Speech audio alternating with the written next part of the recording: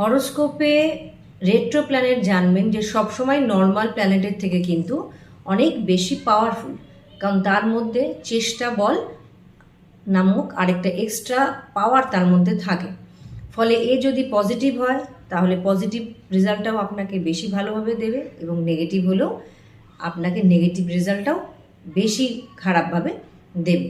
এখন মার্কারি যদি রেট্রো হয় তাহলে দেখবেন এরা এই সমস্ত ব্যক্তিরা প্রচণ্ড শার্প, এদের ইন্টেলেক্ট হয় এবং মানে তেজ বুদ্ধি যাকে বলে, এবং এদেরকে ডিল করা অনেক সময় এদের বুদ্ধির মধ্যে কিন্তু একটু ক্রিটিক্যালিটিও থাকে।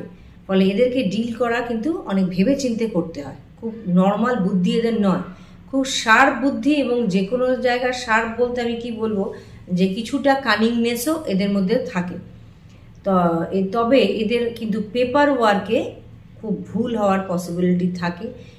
একটা চঞ্চলতা এদের মধ্যে থাকার জন্য এরা পেপার ওয়ার্কে ভুল করে, অনেক সময় পেপার ওয়ার্ক ঠিক মতন গুছিয়ে রাখতে পারে না, বা কোথাও কোনো কিছু অ্যাপ্লাই করলো বা কোথাও সাইন করলো, কোনো আপনার ইম্পর্ট্যান্ট পেপারে কিছু ডকুমেন্টেশনে ভুল লিখলো, এই ধরনের ভুল হওয়ার সম্ভাবনা কিন্তু এদের মধ্যে প্রচণ্ড বেশি থাকে। কিন্তু বুদ্ধি এদের বেশি থাকার জন্য এরা কিছুটা ওভার কনফিডেন্স এদের মধ্যে বেশি থাকে।